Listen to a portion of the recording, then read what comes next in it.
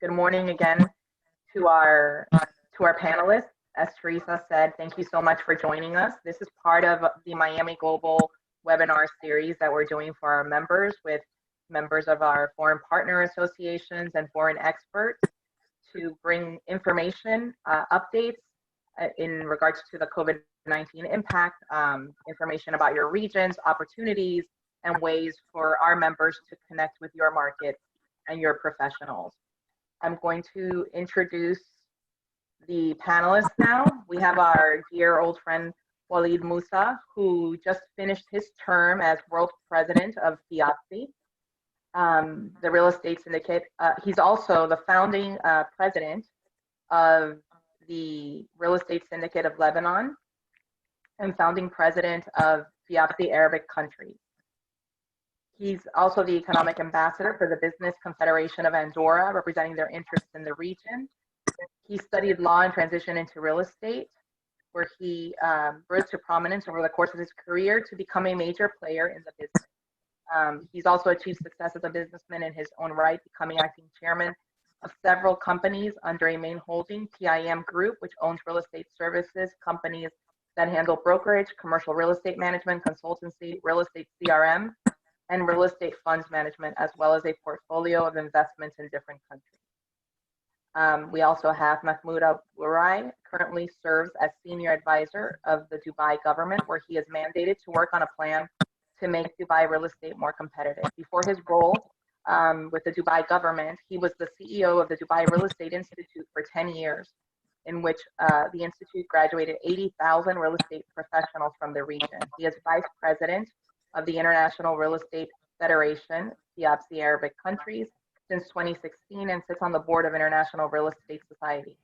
Mahmoud served on the 2019-2020 board of NAR. He serves as the chairman of the United Nations Global Impact United Arab Emirates since 2015 or 2015 to 2019, and has represented MENA region in the UN Global Compact Advisory Board for 2 years.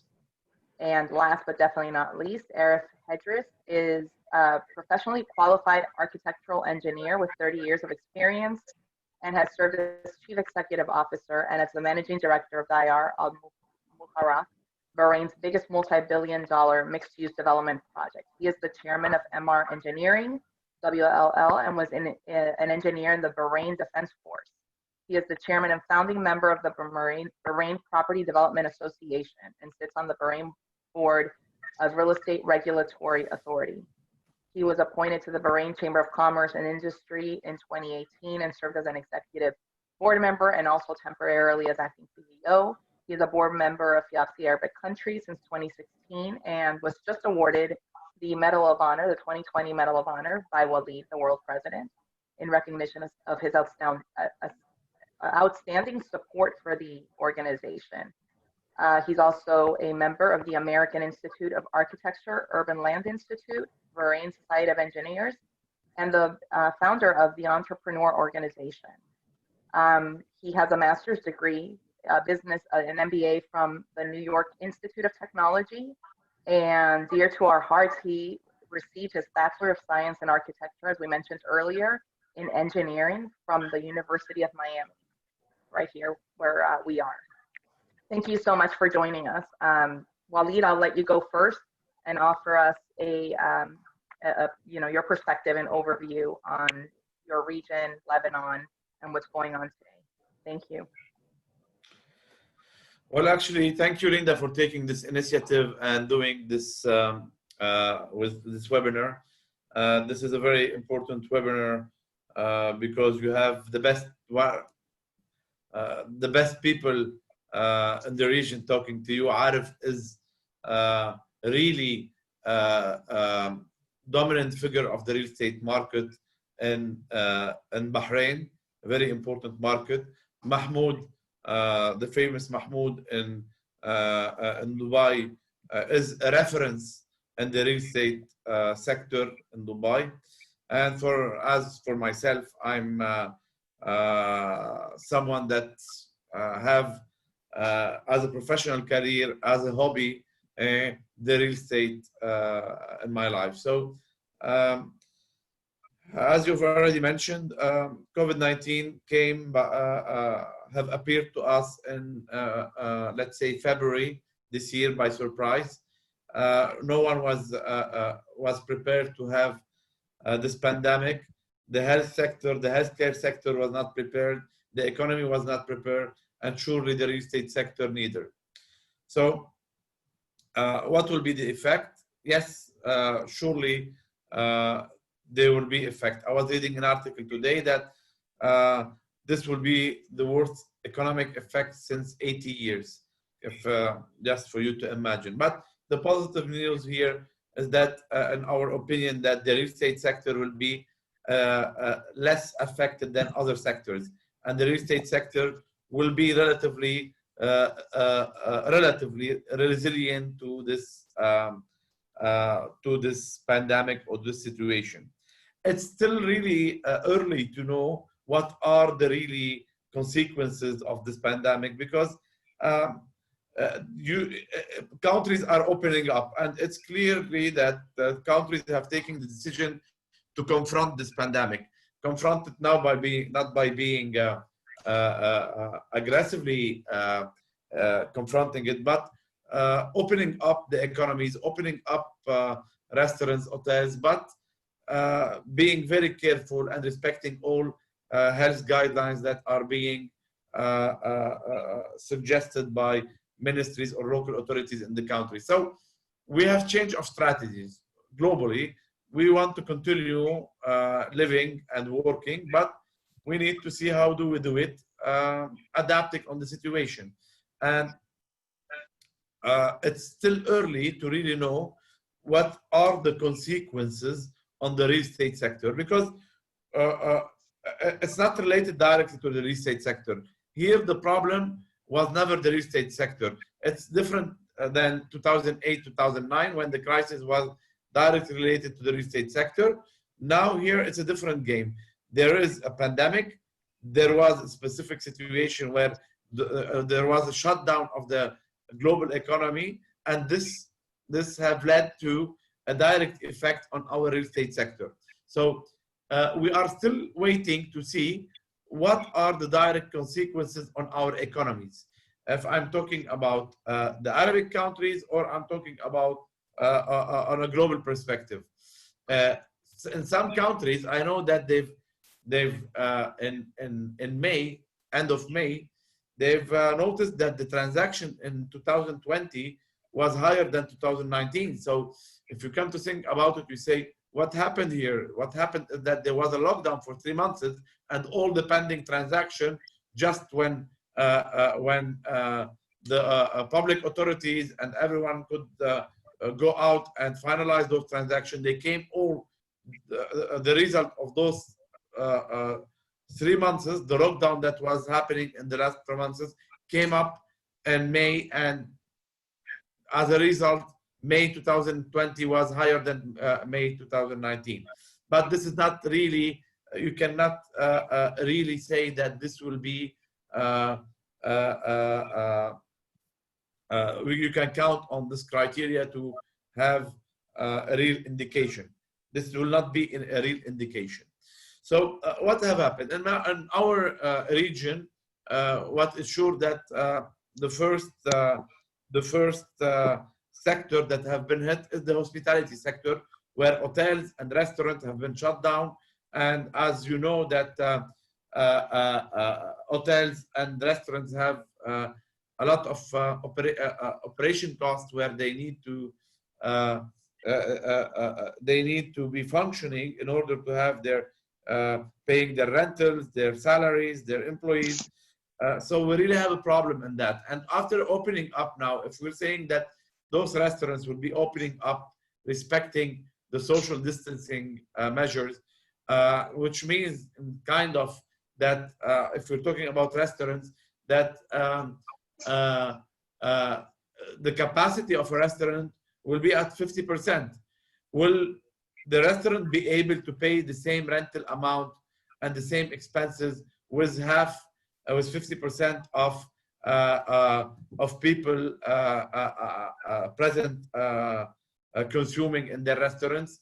So we need to see here what will happen. Are we going to stay long, keeping that social distance thing? So everything related to restaurants is a problem, especially in what and the rental issue, because those restaurants will not be functioning as before, and their income will be less, and which means that they cannot be paying the same rental amounts. As per the hotels, now they're opening up again. We need to see tourism, if there will be really tourism or business or people traveling. It will be tough, but we're still waiting to see the result. Mahmoud can give us an idea about Dubai, because Dubai mainly have a big, they rely on hotels and tourism. So the situation will be tough to people to return fast and go there for tourism or to do business. People are trying as much as possible to get back to business, but gradually working from home or now going to the office, like I'm in the office here, but surely I will not be traveling anytime soon.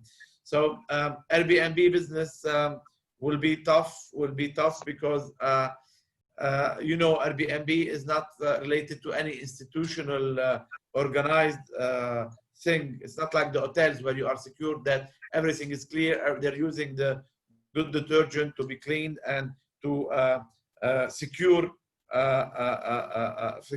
the people that are going to come and live in the apartments. So Airbnb, especially as again here, those are touristic, and Dubai is the most affected by touristic things. That now Mahmoud can give us an idea, but in my opinion, there will be we will see a drop of prices, and we already seen a lot of apartments in Dubai, for example, that used to be for short term that are now on the portals for long term, because suddenly we have amazing apartments that used to be presented for short term period on Airbnb or any other short term period, and now they are on the portals for long term because people need at the end, because a lot of people have taken credits and loans from the banks in order to invest in short term period where the return is higher usually, but now they've seen themselves with empty apartments, so they prefer to rent it short a long term period. If we go to industries, fast industries and industries and agricultural lands, I think that we will be more relying on ourselves, and we will see a higher demand in the near future for everything related to industry and agriculture, because the country will take the decision to be more self-dependent and more producing for their own people than importing, because in this crisis, a lot of countries have closed and we had an issue importing some stuff. So there will be initiative to grow the industry and the agriculture in some countries. And the offices, I'm trying as much as possible to be fast in order not to take the time of the other speakers. And the office sector, I think that we will be seeing, I can see another Mahmoud here that have appeared. Yes, I see two Mahmoud. And the offices sector, in the category, there will be, in my opinion, a drop in the prices. The demand will be lower.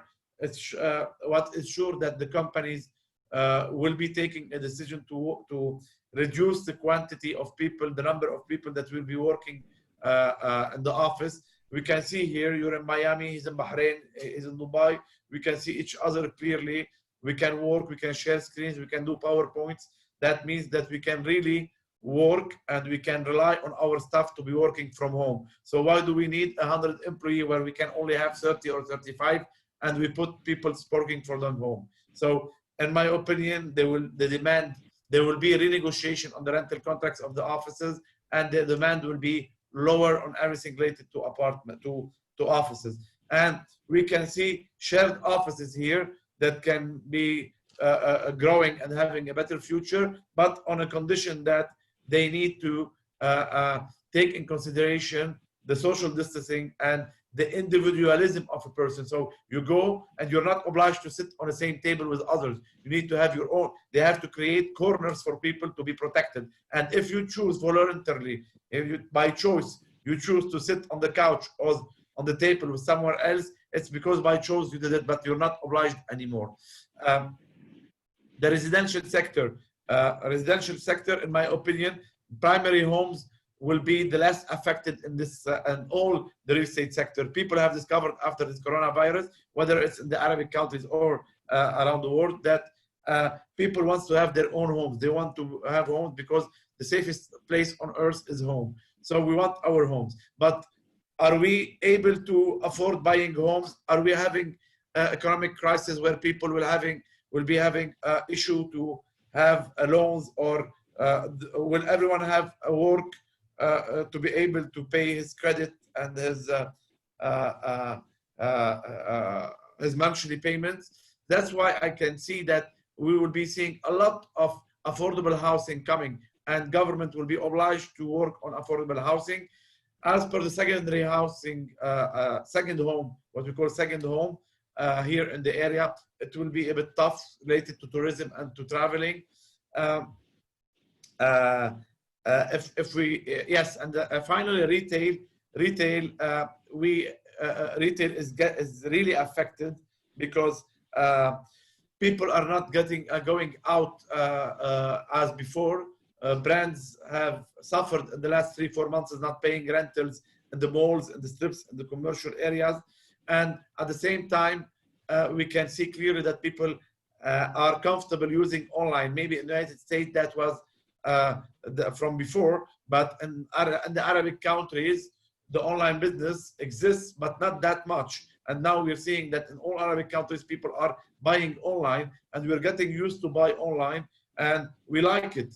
And we want to be later on cautious and not go to malls and be having avoid as much as possible the contact. So online business will be growing and growing, and the logistic business as well will be growing, and we can see it clearly. I've used online, and I've used so many times buying online in that period, and I will continue myself using it because I got used to it. I think it's comfortable.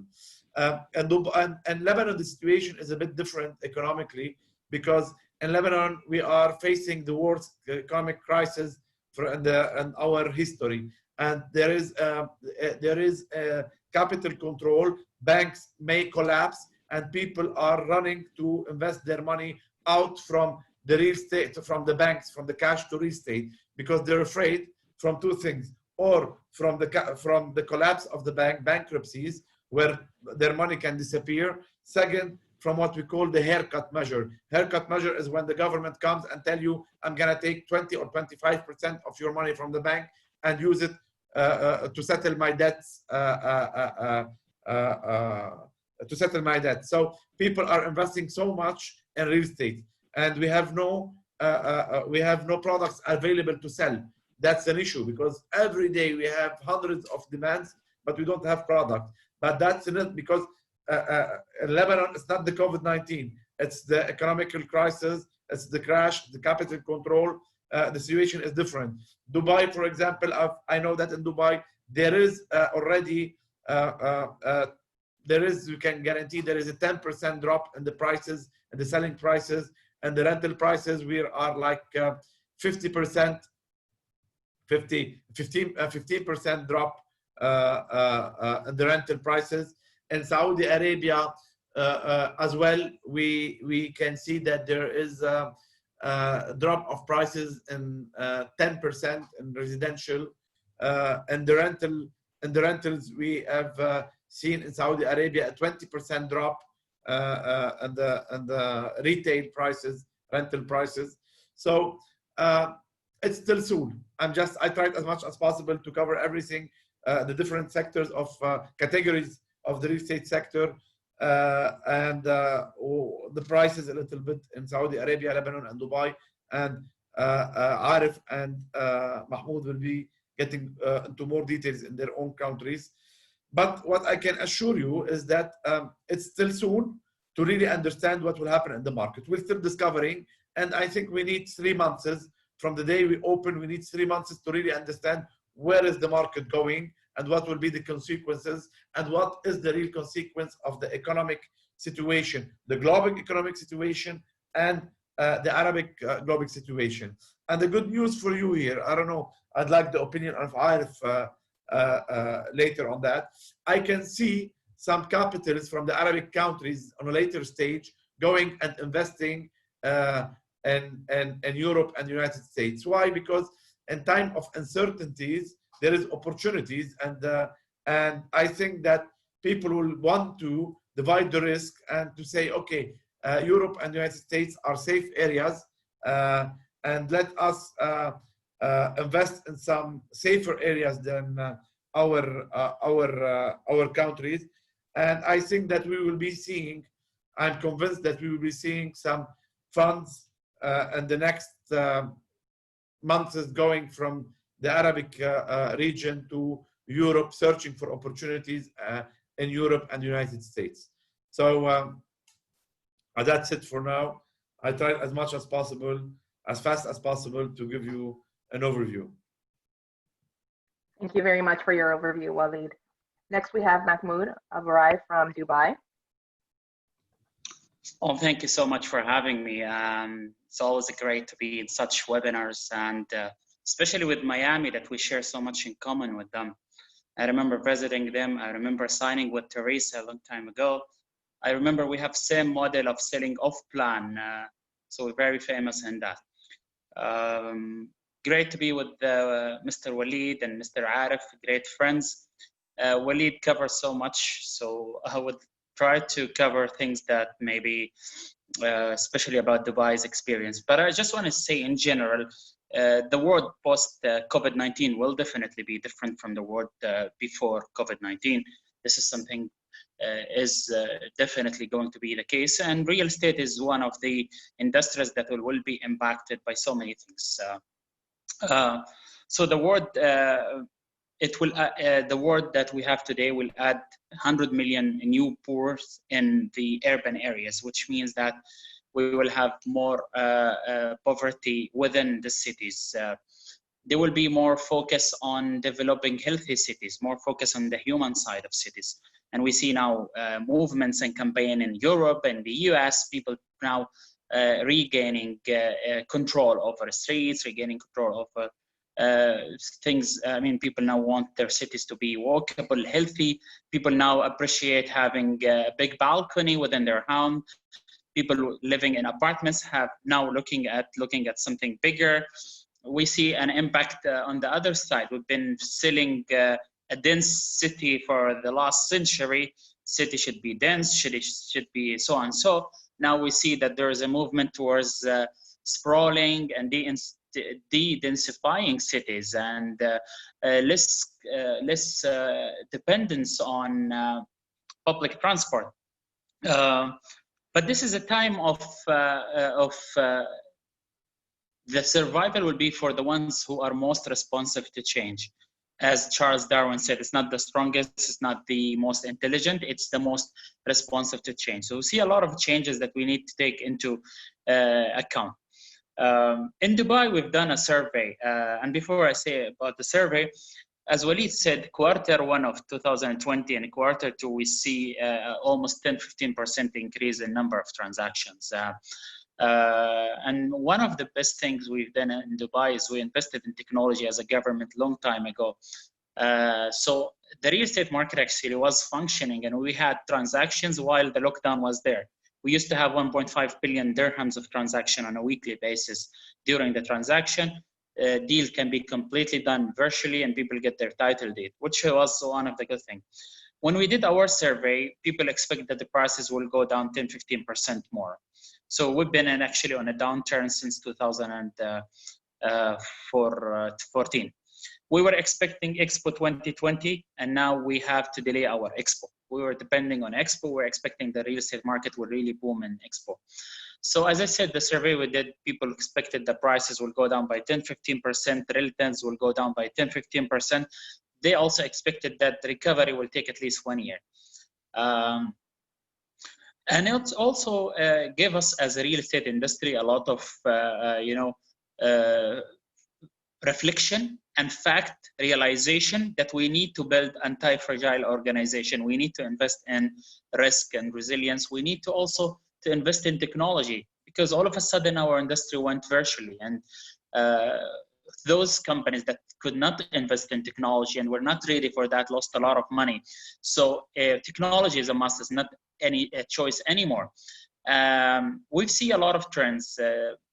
We will see less globalization, and this is something we will see the impact after, but we expect that the real estate market will become more of a local investors investing in their local market and less of a globalization.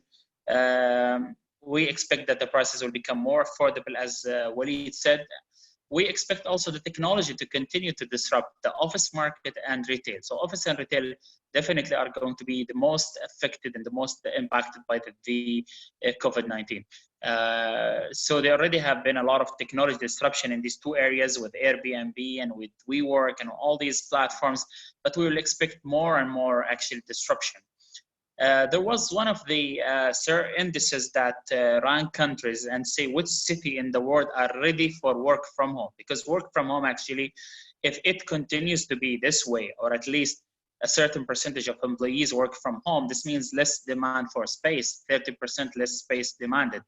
So this index that I'm referring to shows that San Francisco is the best city worldwide to work from home, but followed by Dubai. So Dubai has actually invested so much in technology. And then this is not only the government, but also the private sector. China is also a good case that we should look at. After the lockdown was over in China, we've read some news that there is an increase in number of transactions by 20-30%. Less people are using shopping malls, 70% drop in people using shopping malls, which may mean that we need to rethink how we develop malls. Do we really need malls? And if we need malls, they should be directed around more of a social experience, more about entertainment, more about tourists, rather than shopping, because now online shopping definitely is taking over. Green buildings is going to be something big. We need to, we will see more movement toward healthy kind of living, healthy business, healthy buildings. So we've talked about also the streets and how streets now miles and 100 miles of streets in Paris, in Milano, and the US are for people now. People can walk, no cars. We also started to see a question, and this is relevant to us as real estate industry, especially brokerage. There was an article in Arabian Business in Dubai says, is it the time to say bye-bye to brokers?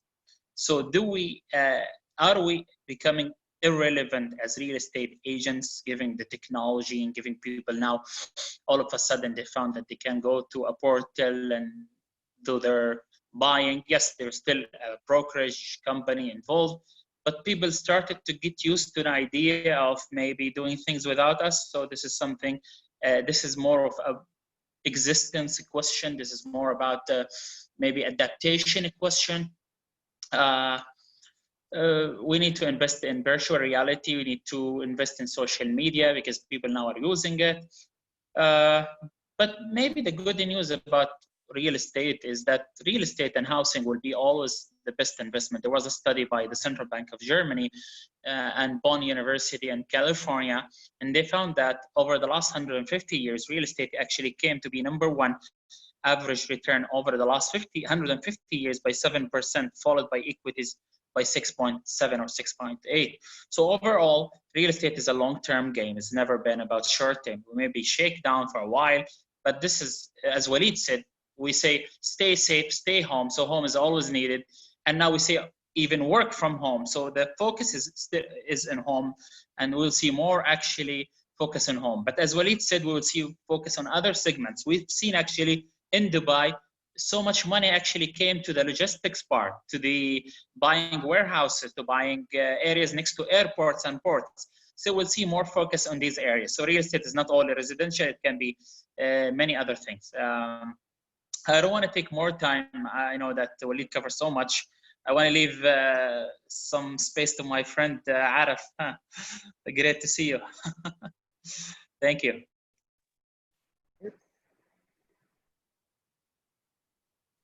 Aaref, when you're ready, if you can, yeah, there you go. Aaref will now provide his overview. Thank you. Well, the good thing being the last is they cover almost everything for me, so they make my life easier. Well, I want to, I'm really honored and privileged to be between all stars, all of you, and special thank to Walid to keeping us in touch. And talking about Miami, it's like home. So I feel I'm there with my soul. I think Mr. Walid and Mr. Mahmoud, they cover lots of things. So I will talk about Bahrain real estate. Bahrain is a small country with real project, real demand. Thank God, not driven by speculators.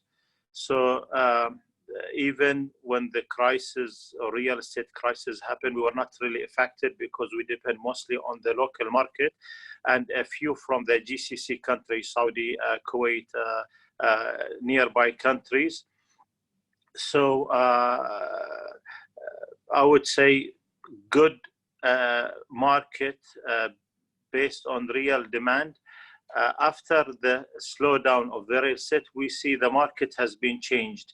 I think like any other place, from being luxury to being affordable. So today when we talk about most of the project we see in Bahrain is affordable, especially the residential houses.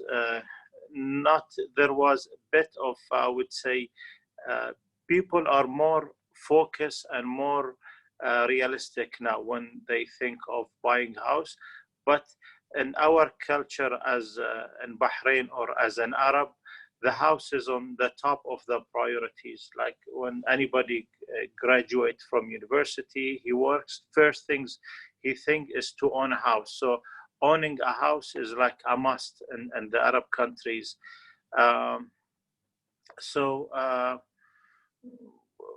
We'll talk about what happened after COVID-19. I think Bahrain was one of the first one of the first countries in the region. They took precautions.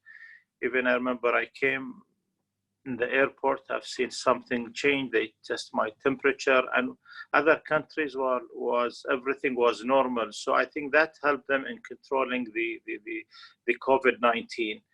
And what the government did, I think on international level, no country, I think, have done those initiatives in terms of supporting the real estate sectors and all the sectors.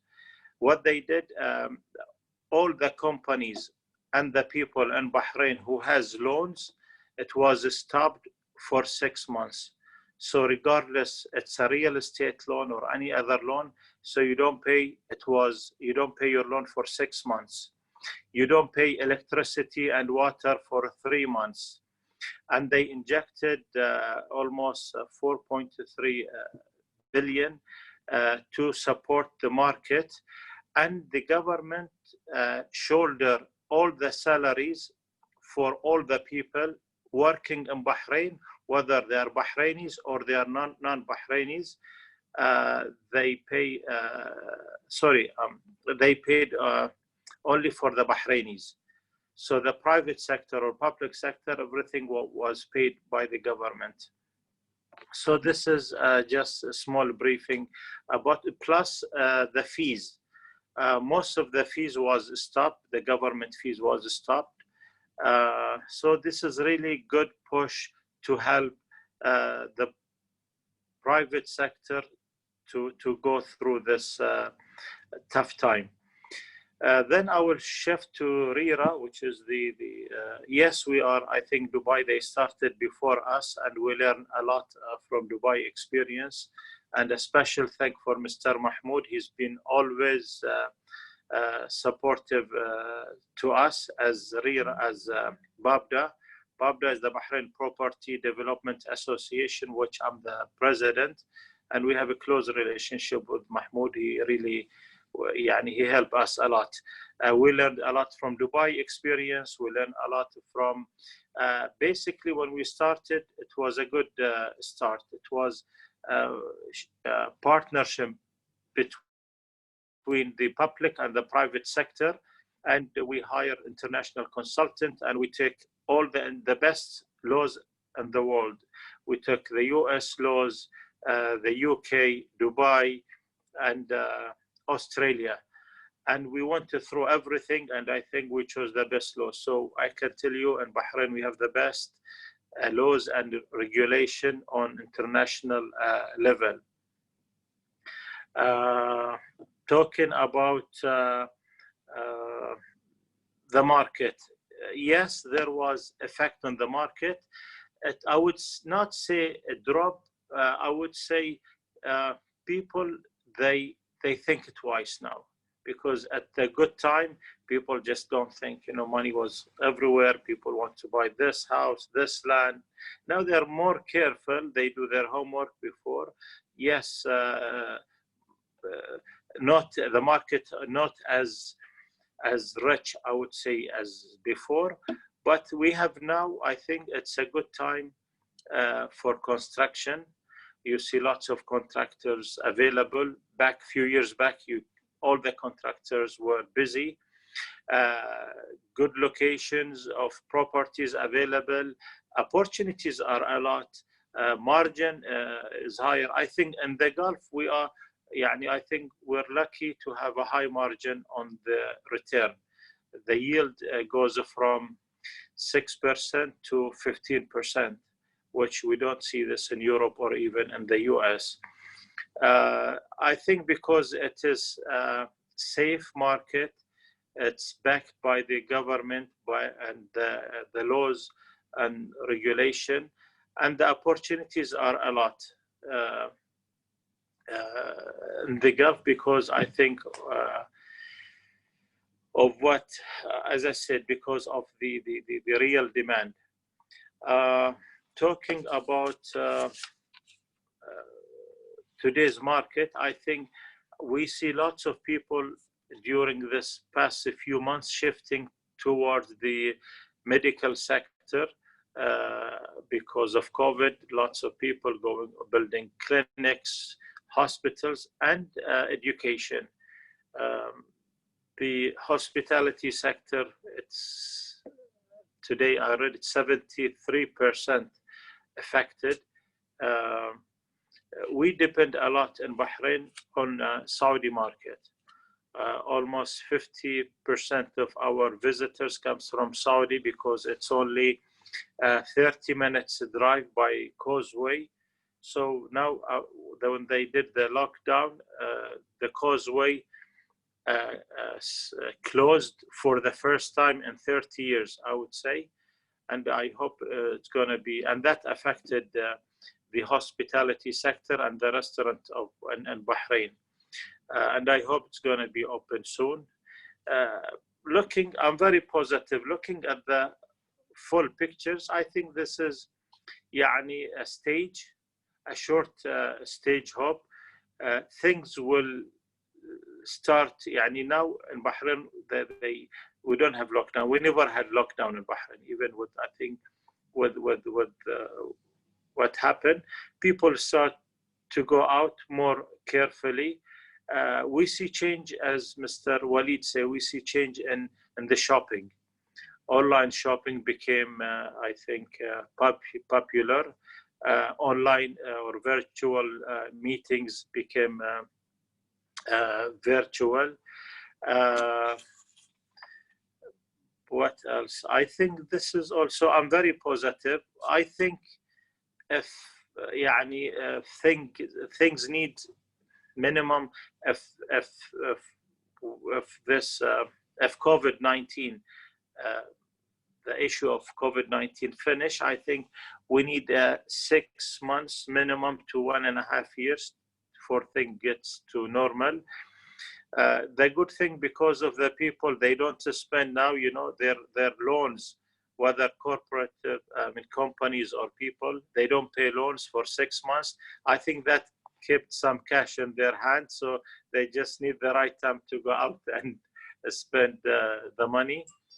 Because imagine all the companies in Bahrain, they don't have to pay their loans for 6 months. Some companies have big loans. So this will help them. And I want to thank the government for taking this initiative, which I have not seen it anywhere internationally. So basically, I think this is a briefing. We'll keep the floor open if anybody will have any question. And thank you again for hosting me. Thank you so much and joining us. These were excellent and very insightful about your markets and regions. There is one question in the chat that I think I'll go ahead and ask first. They would like, the question is, how can we collaborate in this environment? And I'm not sure of the details, but I'm thinking if, you know, we've said that many of you have echoed the sentiment that the pandemic has accelerated some trends, and one of the trends that we will see less of, as you mentioned, was possibly globalization. But in many ways, it's brought us closer together. We can, you know, we're utilizing technology that was available that we weren't forced to use before, like Zoom, and we can bring, for example, this webinar to our members where we could have done it before, but we didn't think of it, or, you know, everybody wasn't available. How can we better collaborate between markets? How can members do business? And what has changed in that regard?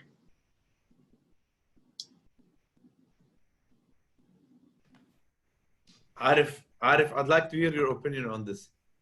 Well, I will tell you some of my, I would say, secret. I don't know. By nature, I love real estate. So I 10 years ago, I became addict on eBay and buying properties in the US. This is maybe for the first time I say it publicly. So I think I'm in the globalization since more than 10 years. I purchased lots of properties. They're mostly, I would say, lands. So for long term in the US. So I bought almost 88 properties, mostly lands in the US. So I think this is part of globalization. In Dubai also, I like Dubai. So I go there a lot, even. So I have some properties in Dubai.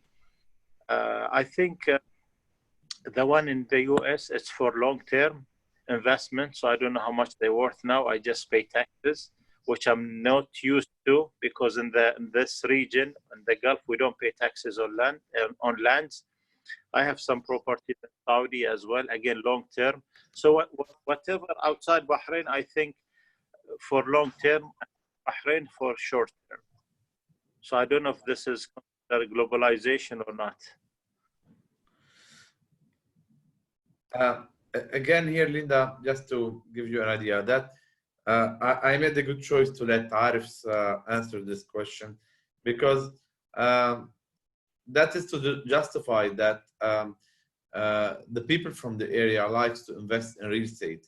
And after this pandemic, it will be an opportunity for investors to buy again real estate. For sure, investors a capability of buying, because there will be some people that will be hit from the crisis, but there will be others that will take benefit from the crisis in order to buy and have good opportunities. So we as real estate professionals, for sure, we care about our markets and we would like to sell in our markets, our properties.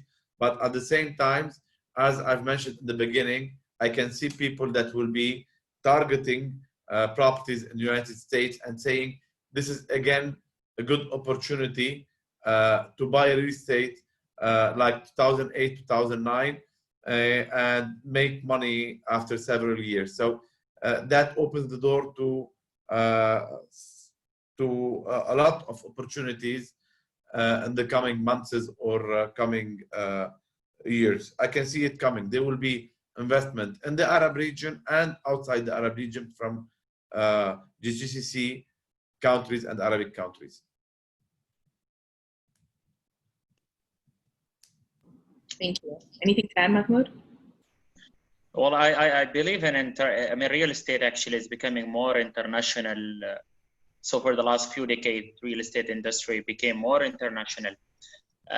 We have less US investors in the Middle East. We have more maybe from Middle East investing in the US.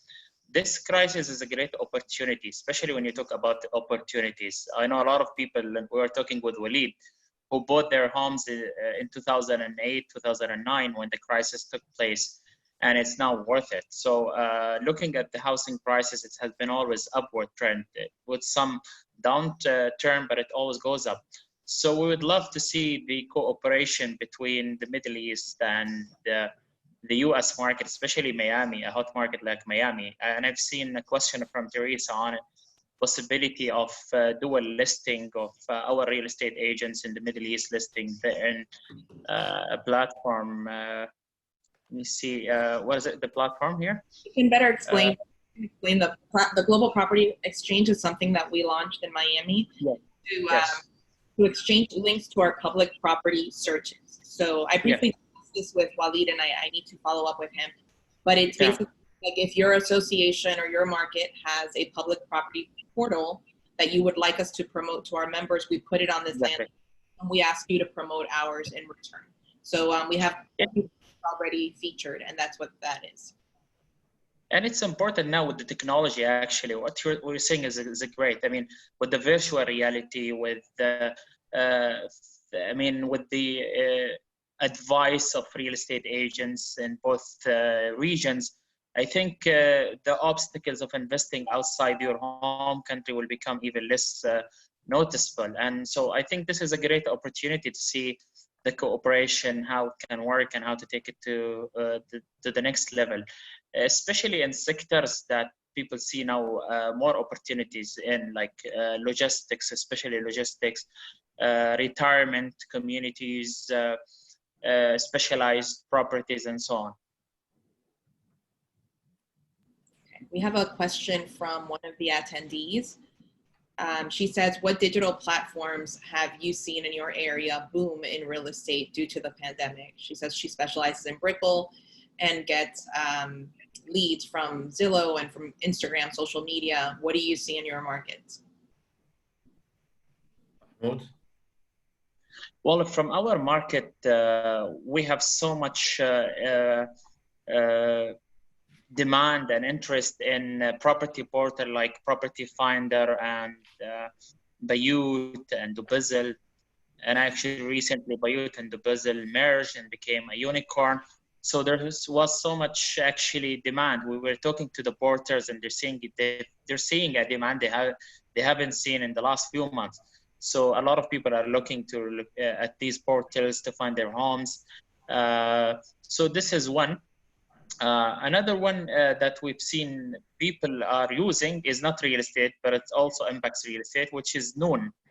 Noon is a kind of a souk, you know, the souk.com that was bought by Amazon. So it's the Amazon of the Middle East, and this is the plan. So Noon actually has become very popular. The food delivery platforms, how that will impact real estate, it may impact the commercial side, may impact the retail. So we've seen that people actually in the Middle East, and especially in Dubai, are moving to online buying, not only in food, but also in real estate. And 30–40% of them, when we surveyed them, they said they will continue actually to buy online. So we see actually changes. And if we go back to 2002, 2003, SARS pandemics in China, this is actually the crisis that made Alibaba famous. Okay, so we think that in the Middle East, we're expecting a giant to be born out of this crisis. So we see how this will impact retail, how this will impact shopping malls. I think there's so much lessons we can learn from this crisis. I agree. We have a question from Rosa Labarile. She says, with real estate, this is kind of a tough one. With real estate becoming more and more international, how do you see accommodating the international legislation regulating transactions? somehow facilitating the process, and how would that be implemented with technology? Let me just, we need to, oh yeah, with real estate becoming more international, how to see accommodating.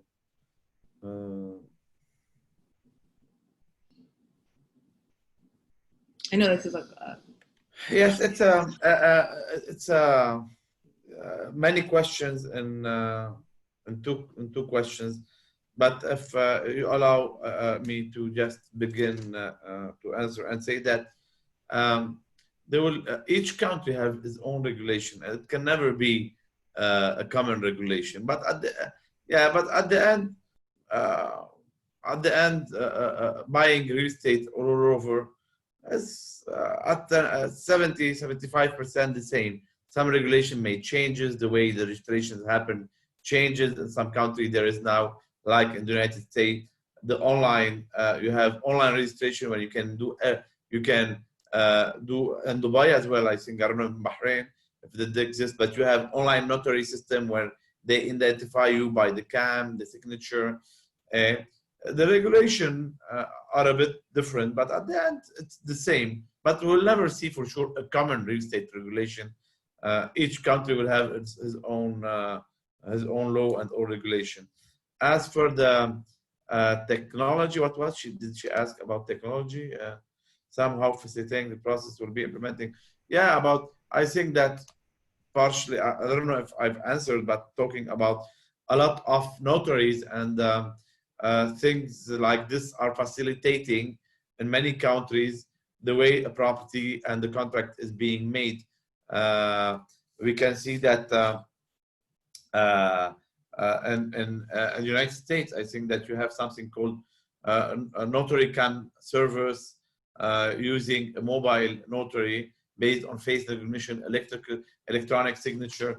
Those are the kind of things that will be coming more and more to facilitate property transaction, where you are in a country and you can buy another property in another country without even going there, just face recognition by CAM, electronic signature.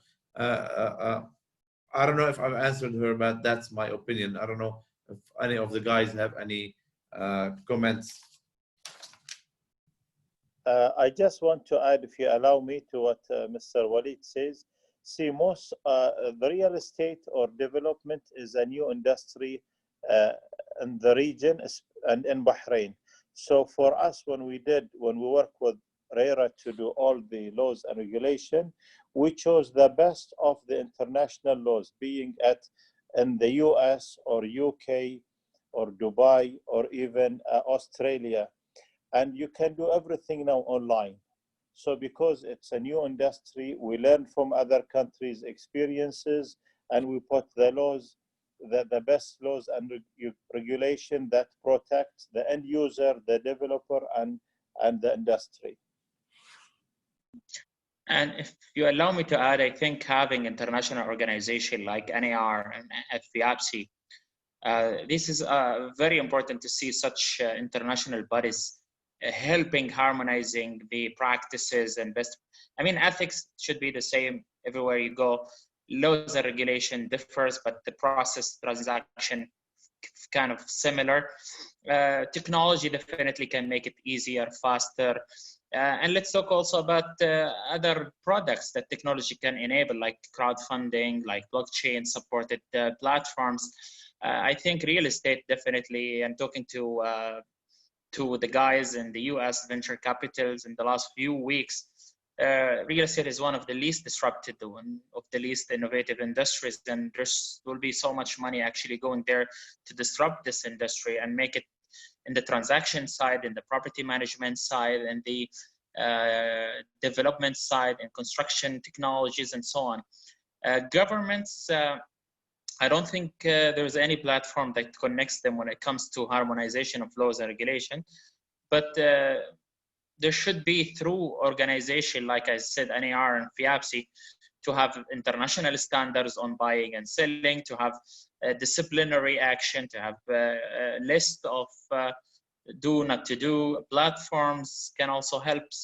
So with the technologies of virtual reality and all these things, help people to see property without even traveling and see the property on ground.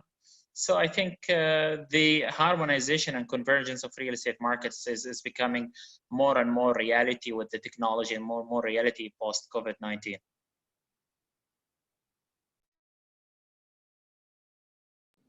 Thank you very much. We have just a few minutes left. Before we end, I don't see any more. Oh, I think Rosa just has a follow-up question for Mahmoud about whether you see that actually happening, what you just mentioned.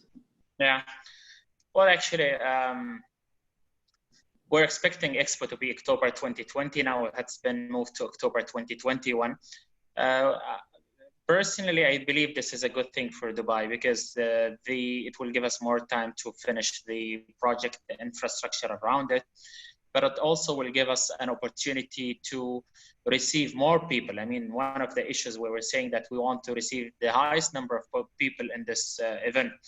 So it will be also coming to Dubai at the time when the market is at the lowest, the bottom. So this can be a turning point for the market from that angle. So we are very excited about Expo 2021, and I think hopefully with the COVID-19 over, I mean, we reopened our economy a couple of weeks ago, 100%, and we see that people are becoming, I mean, life is, I mean, everyone's back to normal, expecting to have our airports functional by July. So it will give us more time to get our house, ready to receive more people. It also slowed down a lot of real estate projects, supply side, which is a good thing that supply now is being controlled. We have a committee by the ruler of Dubai that does not allow any new project that does not add value to the city. So we control the supply side. The issue now is how we keep people jobs, because this is how we create demand. And with Expo 2020 and receiving tourists, the economy will start to take another shape, and hopefully, and what we're expecting, not a U shape but a V shape recovery from the crisis. When will the Dubai land project be completed? Which part? Because there's so many projects in that area. So can you give me exactly which project? Because there's so many buildings and villas. So Jerry, if you can specify which part, and then we'll come back to that question. The other question is, what are your thoughts for home buyers looking to invest right now in the Middle East? Is it a good time, or will the housing market crash, meaning should buyers wait? Yes. I think Aaref is a big developer and the president of the Developer Association of Bahrain, so that would be good to listen to his opinion.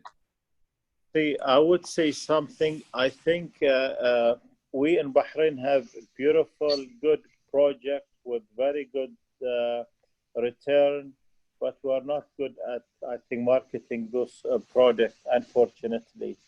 To me, it is the best time to buy because prices are affordable, return is the highest, and the demand is there. I always, when I buy anything, I always question the demand. Everybody can build anything, but after building this, would you be able to sell it with a profit, or can you rent it? The Bahrain market is small, but we have real demand and real projects. Answering the question, yes, it's the best time for us. Personally, I'm busy doing my own projects now because of the prices, availability of contractors. But you have to know one thing which is very important: what to build, where to build, and what to. We have some areas which is very popular than the other. So before anybody goes into any market, he should know, or he should question the demand out. And back to the Dubai land project question, Jerry says near the Dubai Miracle Garden. Yes, I mean, It's actually next to my home, so I'm always there, especially with the COVID-19. I used to drive there. So yes, there's some projects that are on hold, but 99% of this area actually is populated. It has residents, and it's functional. So as you know, in this area we have so many projects. Some of them still empty land. Yes, you can see the empty land. People bought them as speculators. They're not building it, but so much of that part of Dubai is actually built. And I will take photos of it and I will send it to you. Thank you. I'd like to add a comment, Linda, just here. I'd like to say that the three of us are board members of FIABCI-Arabic countries. I'm the founding president, Mahmoud is the vice president, and Aaref is the treasurer of FIABCI-Arabic countries. And FIABCI-Arabic countries is the only regional entity in the region that regroups different Arabic countries together. And we have signed an agreement with yourself, with Miami Realtors Association. One of the best, if it's not the best, I don't want to create any problems with anyone, but let's say one of the best association in the United States for realtors, very professionals and great friends that I've known for many years. With Teresa here, that I can see the Iron Woman smiling here, and I can say that we would like, and we've taken a decision as an Arabic chapter here to, after this COVID-19, to put things back on track and really have new initiatives in creating business opportunity between the Arabic countries and foreigner countries, and especially with the associations that we have relations with, like Miami Association of Realtors. So let's see after the COVID-19 how we can do networking sessions between the Arabic countries and Miami Association of Realtors and the Miami Investment. That should be vice versa, both sides. So we try to do a networking session between us. And we've taken the decision to reaccelerate our chapter just after the COVID-19. That sounds like an excellent. Thank you so much for your kind words. Teresa? Yes. I would suggest that we visit Miami, Mr. to sign over there.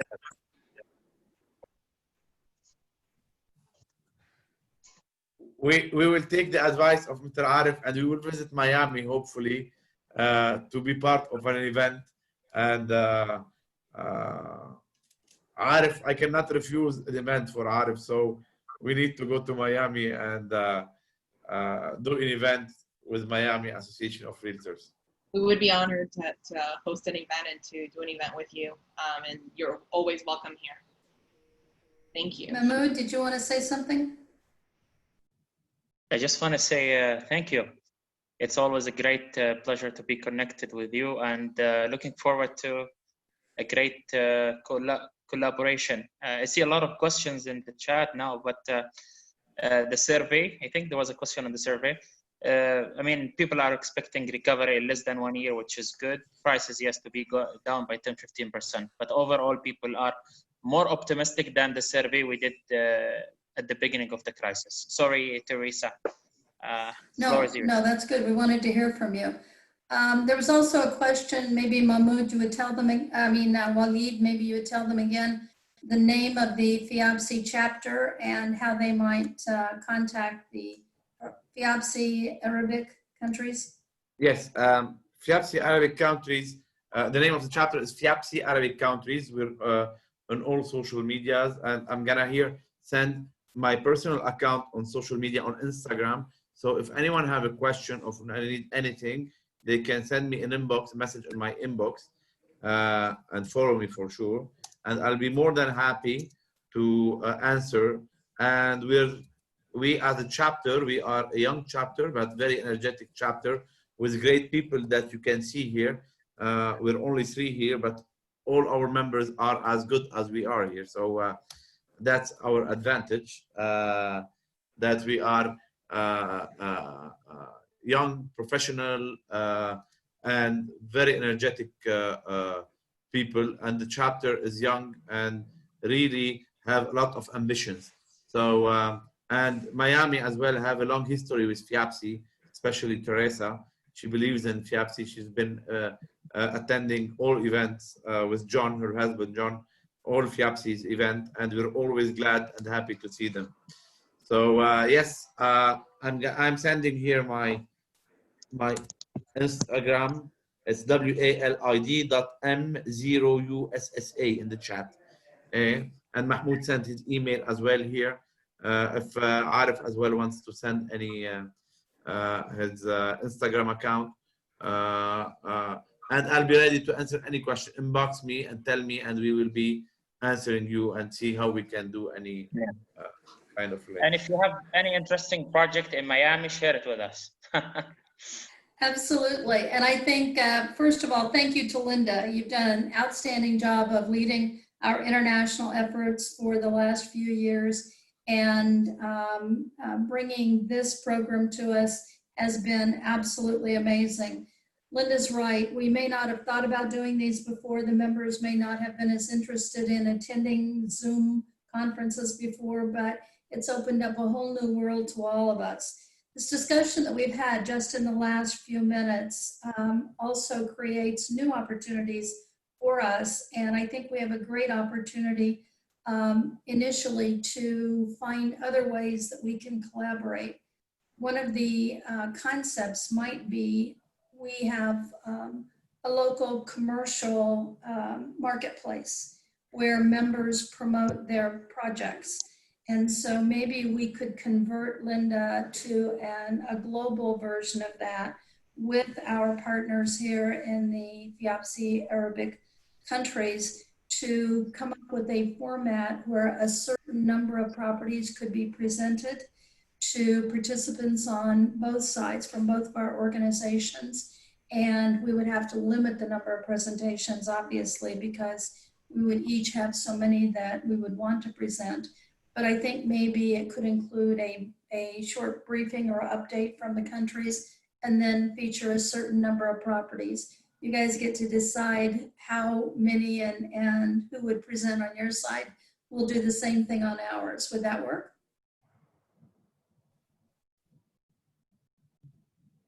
Everybody's being quiet. Yes, we can discuss this with Linda later on to see if that could work on that needs a little bit of brainstorming to see how it can be done. But we are usually, we're the kind of person that are open to any kind of idea or anything that can bring benefit to mutual benefit from for our members and for your members. I think Aaref had something to say. I saw him that he was unmuting. Aaref, did you have anything to say? Yeah. No, nothing. I'm sorry.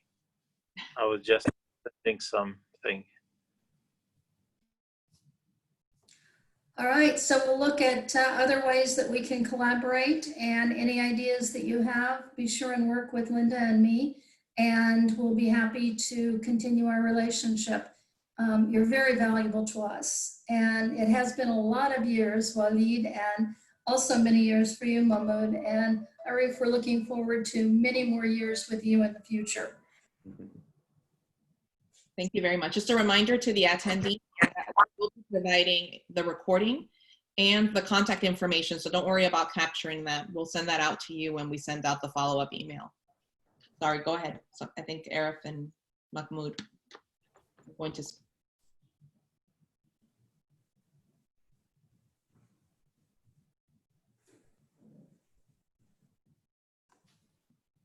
Mahmoud? Yeah. Sorry, I was disconnected. What was the question? No, I just added that we were going to provide your contact information to the Sure. From the chat, so they didn't have to worry about capturing that. And Yeah. And then any questions that you all have that you didn't have answered, you'll have their contact information to follow up directly with our esteemed panelists. And like Teresa said, thank you so much for doing this. There's great interest and there's great opportunity and potential for the future. Thank you so much. We're so honored to have you. Thank you. Thank you so much. Thank you so much. And I just want to add, anything in the region or in Bahrain, I'll be more than happy to assist. Thank you. Thank you all. Until next time. He's the most famous guy in real estate in Bahrain. So Thank you. Thank you. see you soon. Thank you. Goodbye. Stay safe. Good evening. Bye.